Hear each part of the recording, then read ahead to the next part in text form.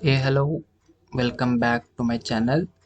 Today I'm gonna share you some resume mistakes that you guys are doing, and I will give some tips to improve your resumes. Okay, let's start this video. Before proceeding, I request you to all do subscribe to this channel for more updates like this. Okay, then proceeding to the next. Mm, and the very first mistake is grammatical mistakes. Your resume needs to be error free. I mean, your resume contains zero errors, silly grammar errors. If your resume has some grammar mistakes, what will happen? I will say that it may look, it may impact like this person can't write anything in a correct way. Bad impression, nothing but bad impression. You may get bad impression. And next one is alignment, a proper alignment. Your resume should be in a proper alignment. Nowadays all hiring process is going in virtual, so your resume should be in a PDF format. I suggest you to upload and upload your all resumes in a PDF format, and don't use any document or other formats. Also save your resumes copy in a PDF format only. And the next third one is incorrect contact information or mail ID. So I suggest you to don't use your old phone number and email ID.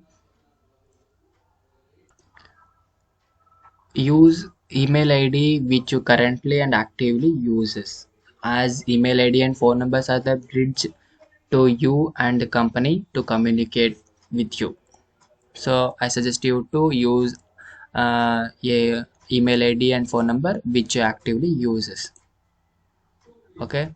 Then fourth one is irrelevant data in your resume.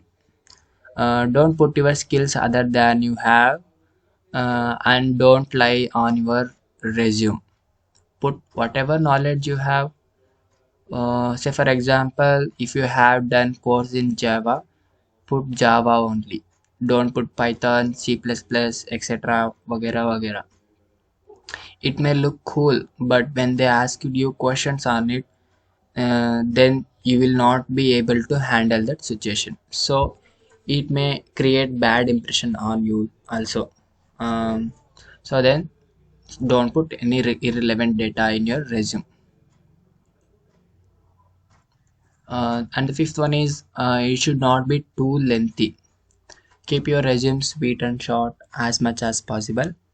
I suggest you to keep 2 to 3 pages and not more than that. If it look too long, then recruiter may get bored of reading your resumes. Uh, I suggest you to make your resumes in 2 pages, not more than exceeding the 2 pages. I suggest you to make 2 pages of your resumes. And the sixth one is using same resume for multiple jobs. I mean, don't use same resume to apply multiple job. Keep updating your resume as much as possible, and alter your resumes day by day and keep updating it.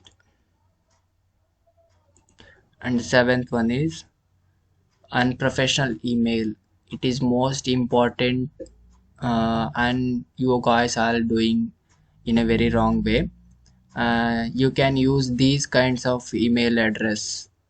Please don't use these kinds of email address, and like rocking boy 777 at gmail.com and dads girl 213 at gmail.com, like this. Don't, please don't use these kinds of gmail address. Don't use your nickname as your email ID, as it doesn't makes you cool and it doesn't seems like a professional.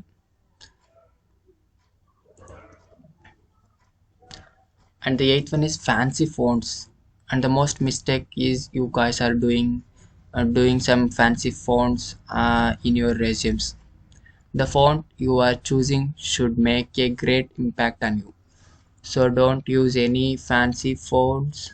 and make sure all your fonts are in a same size.